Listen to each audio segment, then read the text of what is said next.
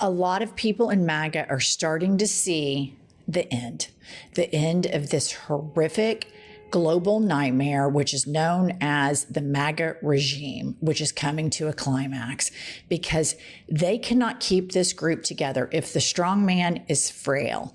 And all we're seeing from Kanks right now is utter frailty, dementia, physical and mental decline, to quote him, the likes of which the world has never seen.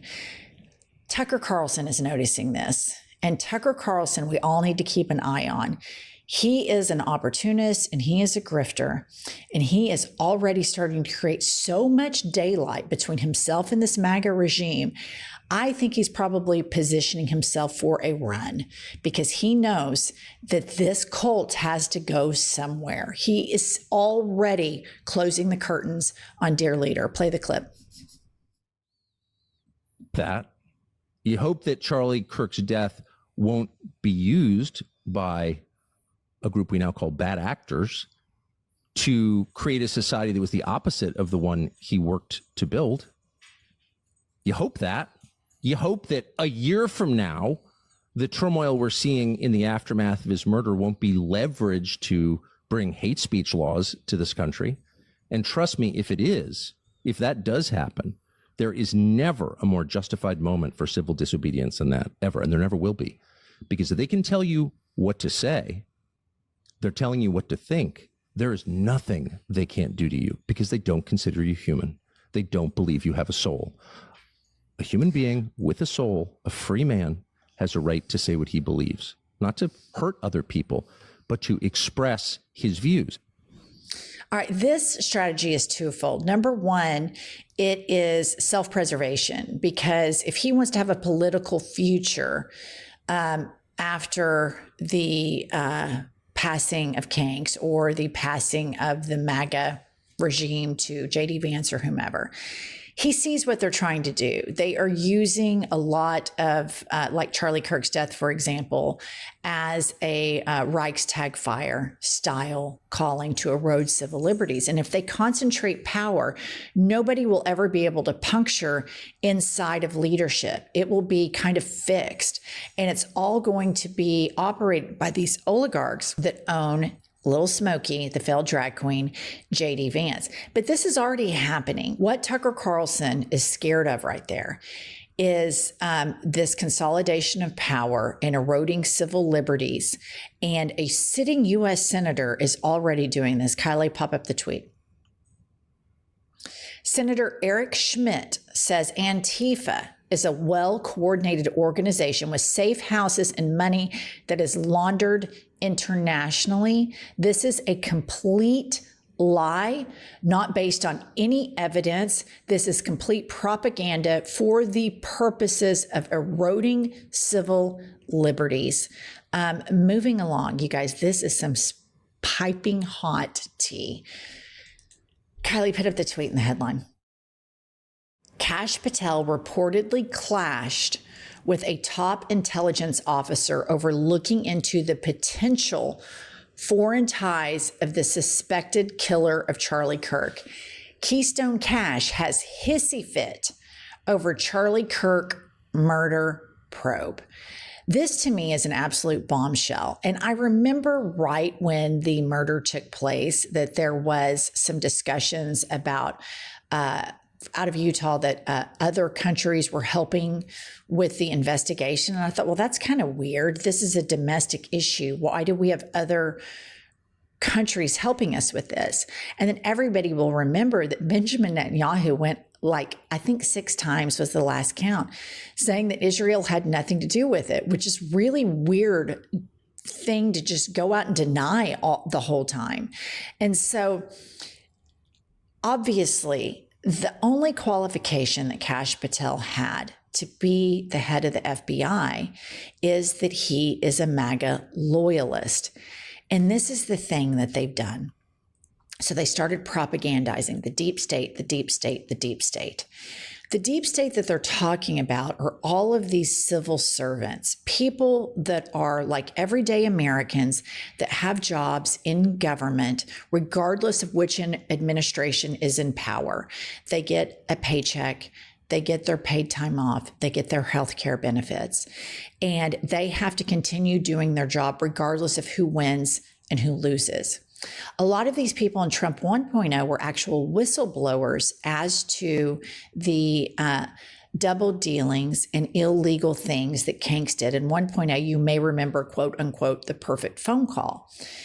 Well, they propagandized so much about these unbiased civil servants being, quote, the deep state, that they're either firing all of these people or they're making the agencies that they run so corrupt that the people are leaving so that MAGA can install the deep state. And by installing a deep state, they want only loyalists that will cook the books, loyalists that will manufacture evidence, loyalists that will help facilitate some sort of election fraud, and most importantly, loyalists that if there is a peaceful transfer of power that should take place, that will prevent that from taking place.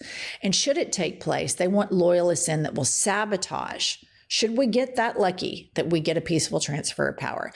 They want loyalists in the government that will sabotage. So basically, every accusation that they've had is really a deep psychological case study into what their intentions are.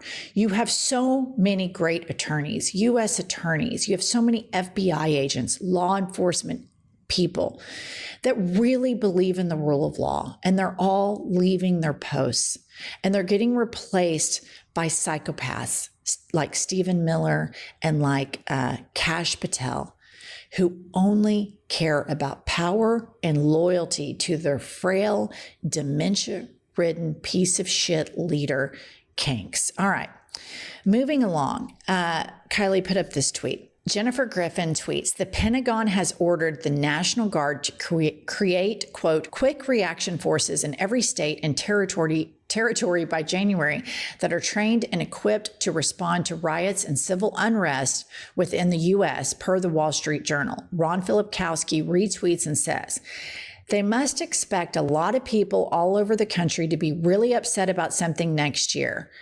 I wonder what that could be. So next year, there are the midterms, and they are prepping and preparing armed forces for that moment.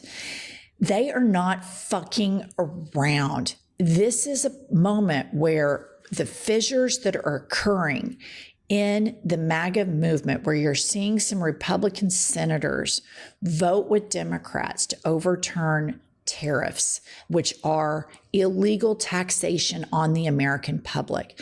When they are doing their job, I think you're starting to see that more and more may add on to that. The only problem we have right now is the Supreme Court, and I am so not optimistic about their ability to not abdicate their power to Kanks. All right, moving along, you guys. So he has to be a strong man and he has to emit strength. And we all know he's frail. He brags about his dementia tests.